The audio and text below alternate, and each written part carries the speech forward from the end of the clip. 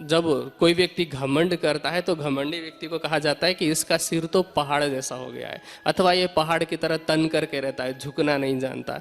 तो पहाड़ का मतलब जिसके अंदर ज्ञान का अहंकार था, ब्रह्मवाणी के शरण में आने के बाद ज्ञान का वो अहंकार ही समाप्त हो गया, क्योंकि अहंकार तब तक रहता है जब तक कोई किसी व्यक्ति के पास में सत्य ज्ञान नहीं होता है।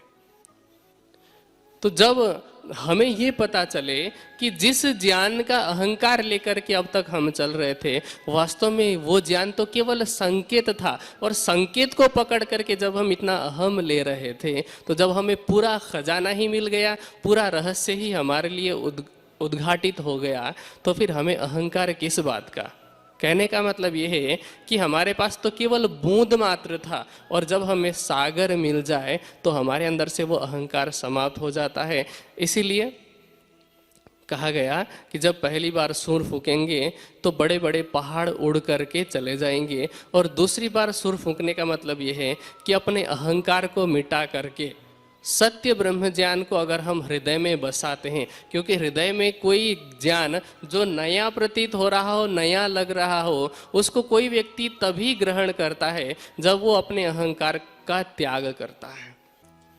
अगर हमारे अंदर अहंकार भरा हुआ है तो हम क्या करते हैं कि हमारे पास तो पहले से ही ज्ञान है, हम जिस मत को मान रहे हैं हम उसी को मानते रहेंगे, चाहे असत्य लगे चाहे सत्य लगे, हम अपनी परंपरा का वहन ही करेंगे, हम सत्य को स्वीकार नहीं करेंगे, ये अहंकार कहता है। लेकिन जो व्यक्ति अपने अहम का त्याग कर देता है वो सत्य को स्वीकार करता है, और सत्य को स्वीकार करना ही धार्मिक व्यक्ति का लक्षण है। सत्य को स्वीकार करने में और असत्य का त्याग करने में प्रत्येक धार्मिक कहलाने वाले व्यक्ति को उद्यत रहना चाहिए, चाहे हिंदू हो, चाहे मुस्लिम हो, चाहे ईसाई हो, चाहे सिख हो, जैन हो, बौद्ध हो, यहूदी हो।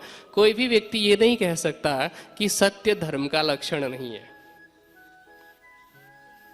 सभी लोग ये मानते हैं कि धर्म के लक्षणों में सत्य आता है, तो सत्य को स्वीकार करना चाहिए। चौपाई कहती है, चेतो सबे सत्यवादियों, सुनियो सो सतगुरु मुखबान। सत्य का पालन करने वाले, सत्य बोलने वाले लोगों, अब तुम सतगुरु के वचन से उद्गारित, सतगुरु के मुख से अवतरित इस वाणी को सुनो। और इस संसार में प्रकट कौन हुआ है? कहते हैं धनी मेरा।